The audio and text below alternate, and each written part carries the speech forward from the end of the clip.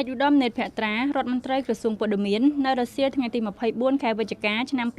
2025បានអនុញ្ញាតឲ្យលោក Michael Oliman នាយកប្រតិបត្តិថ្មីនៃក្រុមហ៊ុន Cambrew និងសហការីចូលជួបសម្ដែងការគួរសមដើម្បីពិភាក្សាអំពីបរិយាកាសនៃការធ្វើអាជីវកម្មនិងផលិតផលស្រាបៀរនៅក្នុងទីផ្សារព្រះរាជាណាចក្រកម្ពុជាតាមរយៈជំនួបជាមួយឯកឧត្តមរដ្ឋមន្ត្រីក្រសួងព័ត៌មានលោក Michael Oliman បានបញ្ជាក់ពីការបដិញ្ញាចិត្តចូលរួមចំណែកនិងតាំងចិត្តខ្ពស់ចូលរួមការវិនិយោគនៅប្រទេសកម្ពុជាដើម្បីអភិវឌ្ឍសេដ្ឋកិច្ចរបស់ប្រទេសកម្ពុជាជាពិសេសបង្កើតឱកាសការងារជូនដល់យុវជនកម្ពុជា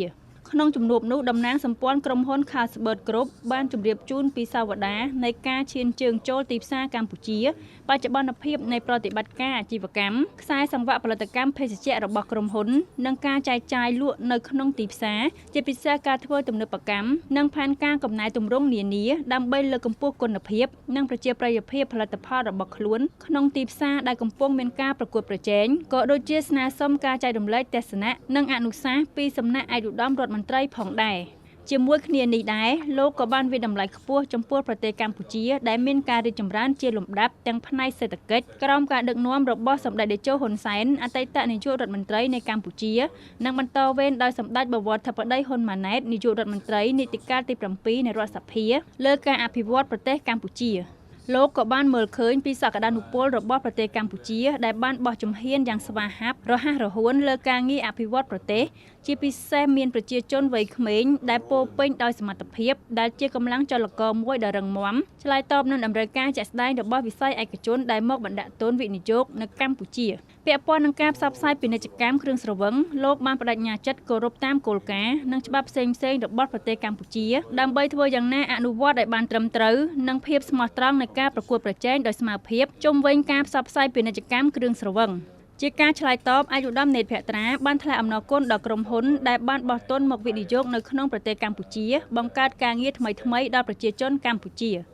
ឯកឧត្តមរដ្ឋមន្ត្រីក៏បានស្នើឲ្យក្រុមហ៊ុនគោរពឲ្យបានត្រឹមត្រូវនៅគោលការណ៍ណែនាំនិងច្បាប់បទដ្ឋានគតិយុត្តនានារបស់កម្ពុជាជាពិសេសត្រូវចូលរួមពង្រឹងការផ្សព្វផ្សាយពាណិជ្ជកម្មផលិតផលរបស់ខ្លួនប្រកបដោយការទទួលខុសត្រូវមានសណ្ដាប់ធ្នាប់និងចូលរួមប្រកួតប្រជែងដោយស្មោះត្រង់និងមានសុចរិតភាពជាមួយបណ្ដាក្រុមហ៊ុនវិនិយោគផ្សេងទៀតជាដើមឯកឧត្តមនេតភក្ត្រាក៏បានបញ្ជាក់ពីការខិតខំរួមគ្នាដើម្បីឲ្យការងារផ្សព្វផ្សាយផលិតផលនានានៅលើទឹកដីកម្ពុជាគោរពតាមគោលការណ៍ច្បាប់ដោយឈរលើស្មារតីស្មើភាពគ្នានៃការប្រកួតប្រជែងជាដើមនិងរំពឹងថាក្រុមហ៊ុននឹងទទួលបានការគាំទ្រថែមមួយកម្រិតទៀតតាមរយៈប្រកាសស្ដីពីការកំណត់អំពីបែបបទនីតិវិធីនិងវិធានការក្នុងការគ្រប់គ្រងការផ្សាយពាណិជ្ជកម្មផលិតផលគ្រឿងស្រវឹងរបស់ក្រសួងព័ត៌មានបានឲ្យដឹងថា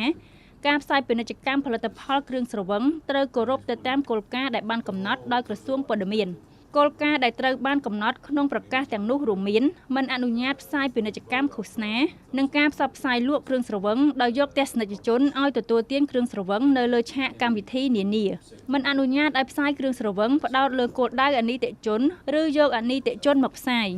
មិនអនុញ្ញាតឲ្យផ្សាយគ្រឿងស្រវឹងនៅចន្លោះពីម៉ោង18ដល់ម៉ោង20តាមស្ថានីយទូរទស្សន៍ឬវិទ្យុគ្រប់ប្រភេទលើកលែងតែការផ្សាយដោយបង្ហាញតែរូបសញ្ញាឬឈ្មោះផលិតផលគ្រឿងស្រវឹង